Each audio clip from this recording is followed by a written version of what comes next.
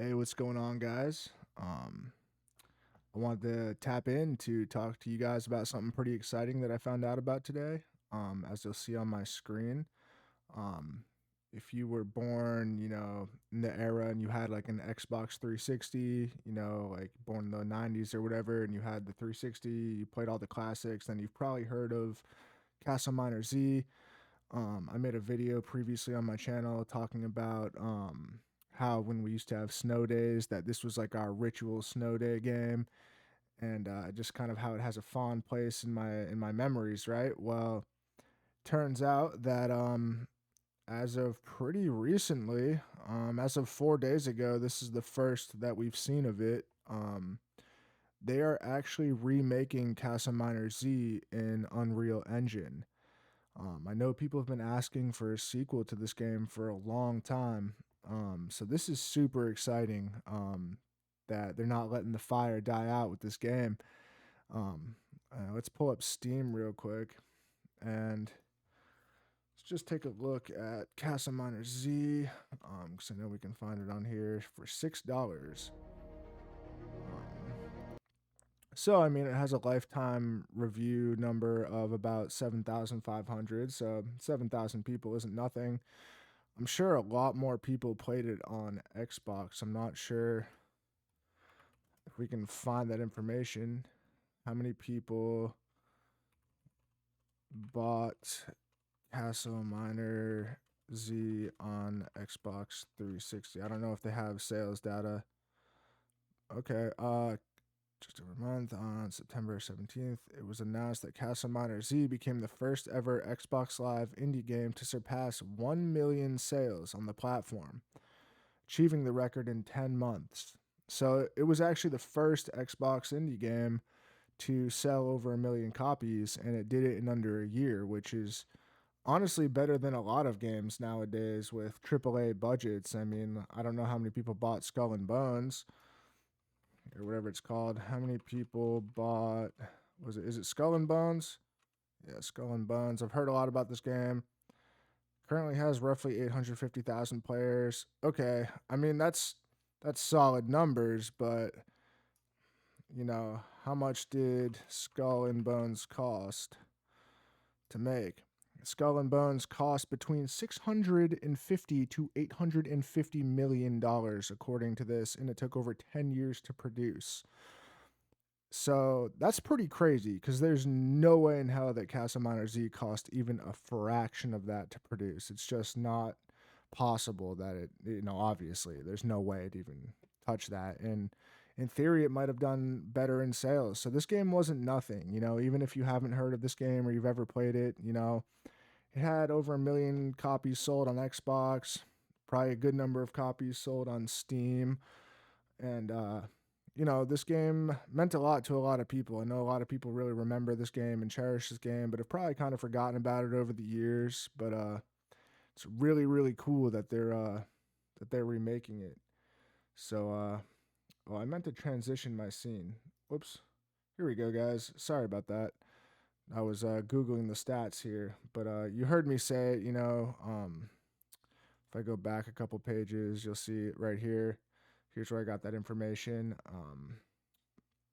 Castle Miner Z became the first ever Xbox Live indie game to sell 1 million copies, yada, yada, yada, right? So that's pretty cool. So, my bad. I didn't realize my face was taking up the whole screen. I had meant to click transition in OBS, but here we are. As of 4 days ago, the developer started live streaming and talking about the remake process. And I haven't watched all of these fully, even though it looks like I have. I was kind of skipping through them, and I was doing some office work and was kind of listening to it in the background. So there's stuff I missed, but if any of you guys remember the lantern biome, this guy actually talked about how that was actually something that the players discovered. It wasn't something that they did on purpose. It was actually, um, according to him, it was like the math overloaded at that distance in the procedural generation equation or whatever it is. It overloaded, and so it just started to render the whole world as basically like the mid height of the spawn tower, which is the bedrock, and then the lantern on top. You can see my cursor hovering over here. So that was pretty cool. It was something that the players discovered, and he just thought it was neat that, they didn't really expect that. It wasn't an intentional design choice. But this is wicked cool, guys. If I just click into something here, so he's talking about stuff, and if we skip through the video, you can kind of see some footage of updates in progress. They've got some more lighting effects going on. A lot of it's him coding, but at times he will show you what things are looking like. Let's try to skip around to where we start to see some of the lava.